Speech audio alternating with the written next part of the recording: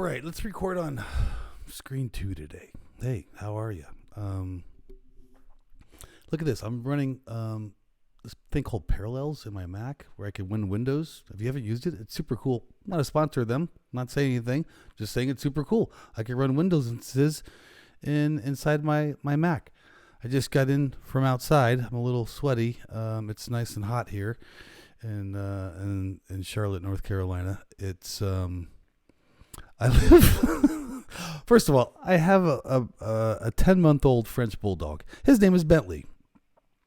He's not the smartest dog. A lot of times, he looks at me and is just blank. Like I don't think there's anything going on back there. And he just looks at me, and I'm like, I wonder what he's thinking. And the answer is probably not a lot.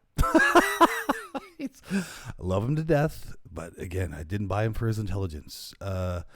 I live close to a golf course here, and a lot of deer run through there, and a lot of people around here feed the deer. You're not supposed to, but they do anyway. And so the deer are really pretty much domesticated animals at this point. They will walk by you, and you can really take walks, and they don't care about you. And the same with dogs. And so Bentley, as he's indoctrinating into the world as a French bulldog, he's not an aggressive dog, but a deer in the backyard is a highly entertaining thing.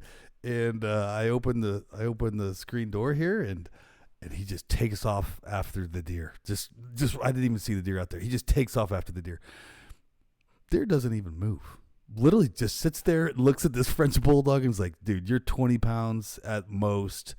There's nothing you can do to me. And just sits there and proceeds to eat the bird seed from the bird feeder.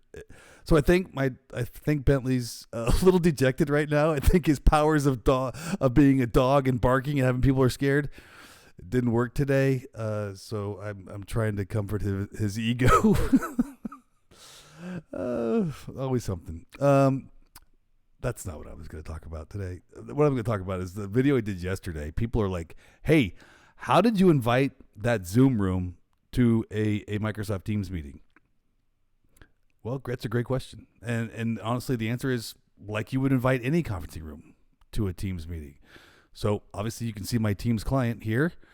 I'm just going to go to a new meeting, right? And I'm going to type in the title of the meeting, Zoom meeting and Teams. Right, and I got to invite some people. I'll invite myself here. I can invite Adele, and Irvin, all these people. I'm going to invite into a meeting, and I want to book a Zoom room for my meeting. How do I do that? I literally just add the location of where the meeting's going to be at. In my conferencing room, I'm going to pick it out. I have some buildings in my tenant, and one of those buildings is Building 2. And all the buildings in Building 2 are listed as places to book, resources to book within Active Directory. One of them is Conferencing Room Baker. I showed you this yesterday, how to join a meeting. I'm going to invite Conferencing Room Baker to the meeting. Calendar integration with the Zoom room is there because I can see that conferencing room is free. So I'm free from 1:30 to 2. So I'm going to invite that conferencing room into my meeting and hit send. That's complicated as it is. That's done. That's it. So now if from a Teams client, I can join, obviously, this Teams meeting. But more importantly, as I walk to my Conferencing Room Baker, which is a Zoom room, which all your conferencing rooms should be Zoom rooms, right? I can walk in. I literally just see a one-touch join experience. I just see right here that the Conferencing Room Baker has accepted my invitation. I literally walk in, hit the one-touch join experience from the Zoom room, and launch into my Microsoft Teams meeting. That's about as frictionless as you can get it. Next demo, I'll show the opposite, right? I'll invite a Teams room to a Zoom meeting. Guess what? It's almost exactly the same.